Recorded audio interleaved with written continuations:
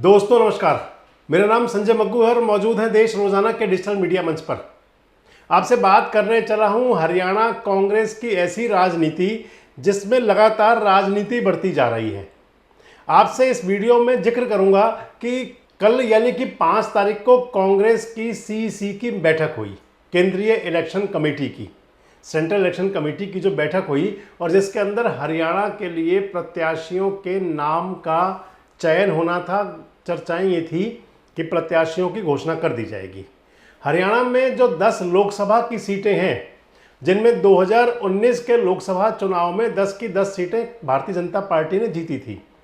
BJP उन सभी 10 लोकसभा सीटों के लिए अपने कैंडिडेट्स के नाम का ऐलान कर चुकी है। उनकी पार्टी से कौन नेता चुनाव लड़ेंगे, उन सब नामों का ऐलान हो गया है। 10 लोकसभा सीटों पर बीजेपी के सूरमा मैदान में है।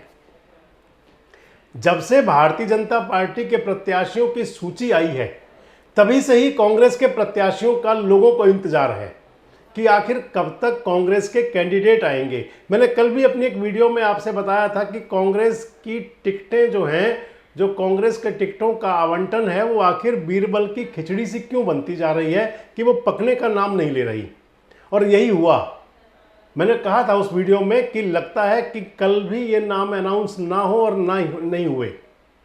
बताया ये जा रहा है कि कांग्रेस की जो सीईसी कमेटी के अंदर जब नाम गए, स्क्रीनिंग कमेटी के द्वारा स्क्रीन करके भेजे गए नाम, यानी कि स्क्रीन का मतलब छांट करके, छानबीन करके जो नाम भेजे गए, एक कोई भी सीट ऐसी नहीं थी जहां पर एक नाम हो सिवाय रोहतक के। बाकी सभी सीटों पर 2-2, 3-3, 4-4 नाम तक भेज दिए गए। और बताते हैं कि वहां पर सीईसी की बैठक में कांग्रेस के जो बड़े नेता थे, उन्होंने कहा कि आखिर स्क्रीनिंग कमेटी क्यों बनी हुई है।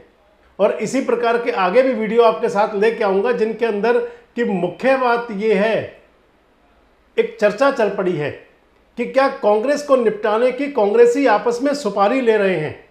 और वो सुपारी कौन ले रहा है? सुपारी का मतलब आप जानते होंगे, समझते होंगे कि किसी को रास्ते से हटाने की बात की सुपारी ली जाती है। कहा जाता है कि जब अपराध की दुनिया में नाम चलता है सुपारी देना, सुपारी लेना, कि भाई किसी को रास्ते से हटा दिया जाए, तो क्या कांग्रेसी कांग्रेस को ही रास्ते से हटाने की सुपारी ले रहे हैं, प्लानिंग कर रहे हैं? आपसे सारी बातों का जिक्र इसलिए कर रहा हूं कि कई लोकसभा सीटों पर ऐसे ऐसे नाम सामने आ रहे हैं कि जो कहीं मुकाबला करना तो दूर, कहीं ऐसा ना हो कि मैदान में टिकते भी दिखाई ना दें। हमारी किसी से कोई निजी रंजिश नहीं है, हम तो केवल वो बता रहे हैं जो जनता कह रही है और जो जनता से सामने आ रहा है।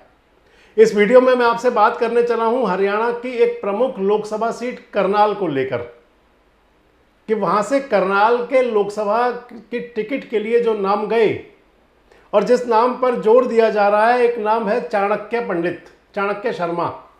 हरियाणा कांग्रेस के बड़े नेता हैं और अपना हरियाणा विधानसभा के स्पीकर भी रहे हैं पहले। कुलदीप शर्मा के बेटे हैं, पूर्व सांसद पंडित चिरंजी लाल शर्मा के वो पौत्र हैं।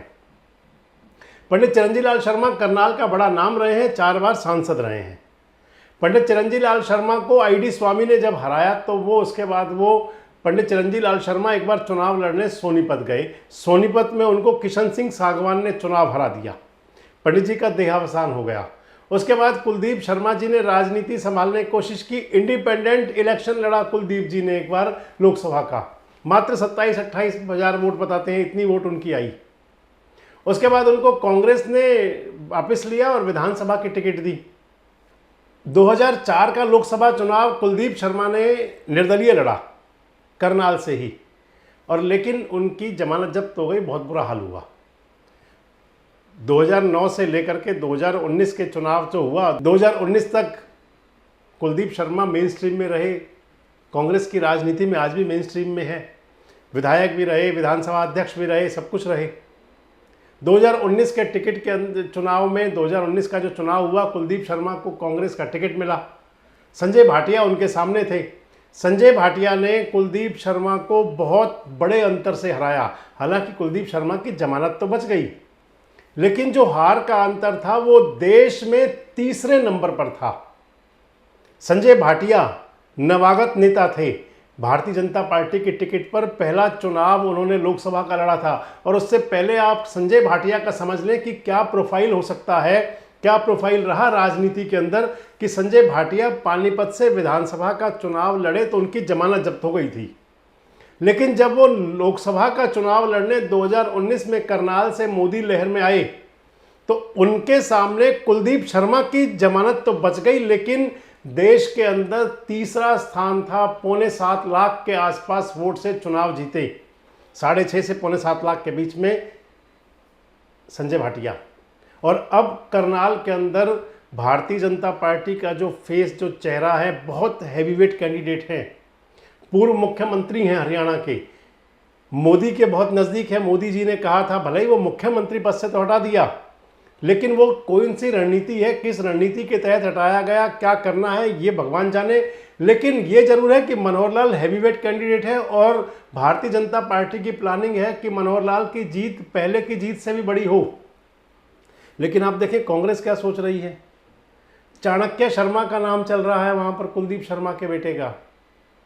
कौन सी पॉलिसी के तहत चलाया जा रहा है, किसने सुपारी ले रखी है करनाल के अंदर कांग्रेस को निपटाने की, क्यों और किसी बड़े नाम पर चर्चा नहीं हो रही, और आखिर क्यों कैंडिडेट फाइनल नहीं हो पा रहे भाई। जब दूसरी तरफ नेता लगे हुए हैं, तमाम प्रचार प्रसार सब चल रहा है, और इधर दूसरी तरफ आप देखें तो कांग्रेस कैंडिडेट तय नहीं कर पा रही।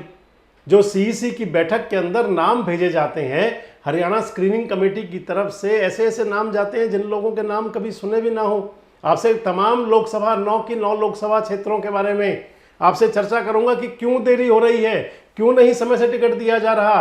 रोहतक जैसी सीट को लेकर असमंजस है, कभी वहां दीपेंद्र हुड्डा का नाम आता है, कभी वहां भूपेंद्र हुड्डा का नाम आता है। पिता पुत्र हैं दोनों, मान सकते हैं, कोई बात नहीं हो, लेकिन मतदाता तो कंफ्यूज हो जाएगा। वोटर के दिमाग में तो कंफ्यूजन रहेगा आपको लेकर के। वोटर वैसे ही कांग्रेस को लेकर कंफ्यूज हैं, ऊपर से आप खुद अपनी कंफ्यूजन की स्थिति बढ़ा रहे हैं। करनाल जैसी लोकसभा सीट, जो मैंने आपको बताया कि चाणक्य शर्मा का नाम चल रहा है, ये इंटरनल पॉलिटिक्स कुछ भी हो कांग्रेस की, लेकिन जब चाणक्य शर्मा का नाम आता है तो लोग सोचेंगे जरूर कि आखिर क्या चुनाव बनाया जा रहा है। मैं भी परसों करनाल में था, काफी लोगों से बातचीत हुई, काफी लोगों का मूड भांपने की कोशिश की, लेकिन जब चाणक्य शर्मा का नाम आया तो लोगों को कहना था कि शायद कांग्रेस सुसाइड करने की प्लानिंग तो नहीं कर रही, ये शब्द कहते हैं लोग। खैर, कांग्रेस आला कमान के पास भी पता नहीं जनता की आवाज़ पहुंचती है या नहीं, किसी नक्कार खाने में दब जाती है। आखिर क्यों कांग्रेस अपने कैंडिडेट डिक्लेयर करने में देर कर रही है, और अगर जो नाम चल रहे हैं उन नामों को कौन चलवा रहा है। आपसे सोनीपत की बात करूंगा, सतपाल ब्रह्मचारी का एक नाम चल रहा है, फरीदाबाद के अंदर विजय प्रताप का नाम चल रहा है। अगली सीट अगर जाए तो गुरुग्राम के लिए कोई फैसला ही नहीं हो पा रहा, भिवानी महेंद्रगढ़ के लिए कुछ सोच ही नहीं पा रहे। हिसार की सीट पर जहां पर कि बीजेपी कैंडिडेट का विरोध हो रहा है, कुछ स्थिति क्लियर ही नहीं हो पा रही। कौन कौन से नाम सामने आ रहे हैं उन सब पर भी चर्चा करेंगे, लेकिन इस वीडियो में आपको बता रहा हूं कि आखिर कांग्रेस के अंदर रणनीति के तौर पर क्या कांग्रेस काम नहीं कर पा रही, या कांग्रेस के अंदर जो गुटबाजी इतनी हावी हो चुकी है कि वो अपने बड़े नेताओं को संदेश नहीं दे पा रहे। ऐसे में जबकि जनता को इंतजार है, भारतीय जनता पार्टी के नेता कह रहे हैं कि मैदान खाली है, सामने आने के लिए कोई तैयार नहीं है, कोई बलि का बकरा नहीं बनना चाहता। ये सारी बातें तो फिर पूरी उतर जाएंगी कांग्रेस के नेताओं की तरफ। वैसे आपको क्या लगता है कि क्या कांग्रेस के टिकट आवंटन में देरी उनके लिए परेशानी का कारण बन सकती है? क्या कांग्रेस के अंदर कैंडिडेटों की बहुत कमी है कि किस किस प्रकार के नाम जो चल रहे हैं? और आपको क्या लगता है कि क्या इस प्रकार से अगर सब चलता रहा तो क्या 2024 का जो लोकसभा चुनाव है और उसके बाद विधानसभा चुनाव है, कांग्रेस कितनी मजबूती से अपने आप को खड़ा कर पाएगी? कमेंट्स बॉक्स में अपनी प्रतिक्रिया जरूर दें और इस प्रकार के वीडियोस अपडेट्स के लिए हमारे साथ जुड़े रहें, देखते रहें देश रोजाना।